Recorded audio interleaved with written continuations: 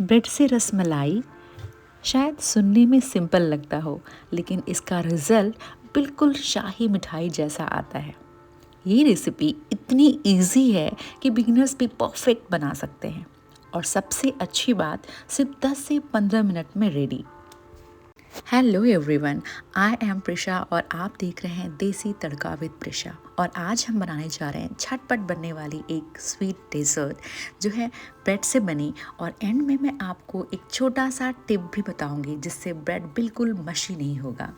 तो चलिए शुरू करते हैं। सबसे पहले हमें लेना है कस्टर्ड। ये 1 टेबलस्पून ऑफ कस्टर्ड है। साथ में मैंने 1 टीस्पून ऑफ इसमें मिल्क ऐड करके कुछ इस तरीके का पेस्ट बना लिया है। अब स्टोव को करेंगे ऑन, उस पर रखेंगे सॉसपैन में मैंने डाला है 2 कप मिल्क। तो बिल्कुल ठंडा मिल्क हमें इसको बॉईल करना है कस्टर्ड बनाने के लिए। जो हमने कस्टर्ड बनाया था, जो पेस्ट बनाया था, वो हम इस दूध में डाल देंगे। तो हमें लो टू मीडियम फ्लेम रखना है। और इस बीच में मैंने इसमें 6 से 8 धागे डाले हैं केसर के, और हल्का सा इसको स्टर किया है। हमें स्टर बीच बीच में करते रहना है ताकि कोई लंप नहीं फॉर्म हो। और अगर हमने पहले ही कस्टर्ड का मिक्सचर बना के और फिर डाला है तो लंप तो नहीं पड़ते हैं। साथ में इसमें हम डालेंगे 1 टीस्पून ऑफ कार्डमम पाउडर। साथ में हम ऐड करेंगे 2 टेबलस्पून ऑफ शुगर। तो रसमलाई है, रसमलाई बहुत मीठी नहीं होती है, हल्का ही शुगर का टेस्ट होता है, तो इसमें हम शुगर थोड़ा कम ही डालेंगे। और इन सबको अच्छे से मिक्स करते करते कुछ इस टाइप का कलर डार्क हो जाएगा, थोड़ा क्रीमी टेक्सचर हो जाएगा और इस तरीके का फॉर्म हो जाएगा। अब हम स्टोव को टर्न ऑफ कर देंगे और इसे ठंडा होने के लिए एक साइड में रखेंगे।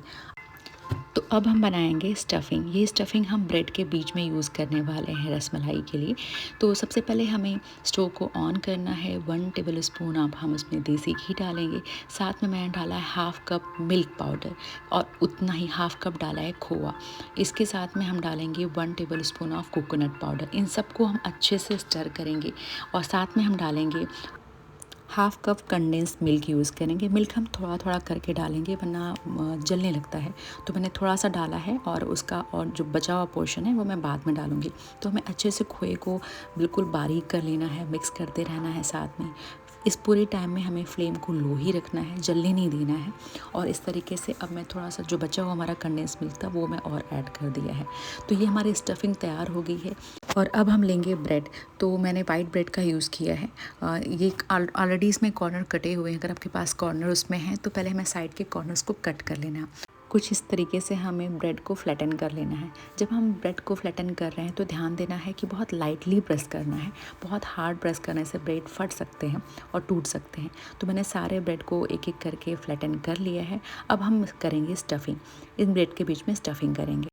तो हम ब्रेड पे लगाएंगे स्टफ़िंग जो भी हमने बनाई थी कंडेंस मिल्क और मिल्क पाउडर के साथ में, कुछ इस तरीके से लगाएंगे। ध्यान रहे हमारा जो स्टफ़िंग बहुत ठंडा नहीं होना चाहिए, वरना इस पर चिपकता नहीं है। और कुछ इस तरीके से हम करके इसको रोल कर लेंगे। ऐसा करके मैंने सारे ब्रेड को रोल कर लिया है। तो मैं भी जो सर्विंग दिखा रही हूँ 4 ब्रेड की दिखा रही हूँ।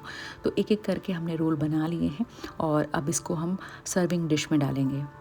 तो ये है हमारा फाइनल पार्ट। और फाइनल पार्ट में हमें सर्विंग डिश में एक एक करके ब्रेड को डाल देने हैं। जो हमारा रोल ब्रेड है उसको डाल देने हैं, और ऊपर से हम डालेंगे कस्टर्ड मिल्क जो हमने प्रिपेयर किया है। तो कस्टर्ड मिल्क का टेम्परेचर हमारा बहुत ही हॉट नहीं होना चाहिए, थोड़ा सा मीडियम टू कोल्ड के साइड में होना चाहिए।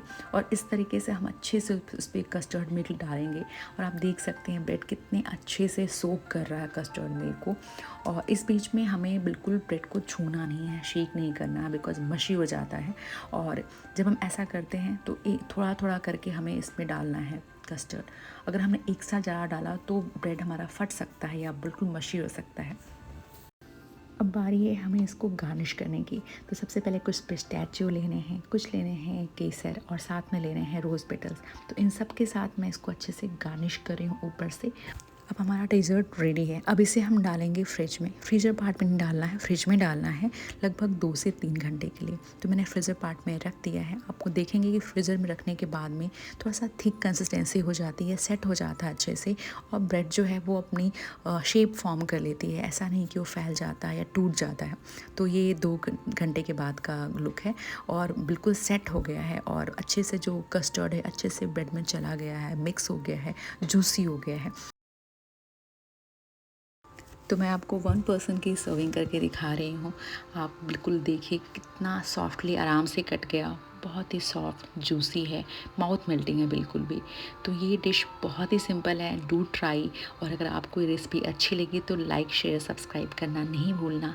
मिलते हैं नेक्स्ट एपिसोड में कुछ ऐसे ही यम डिशेस के साथ में। Till the time take care, bye bye.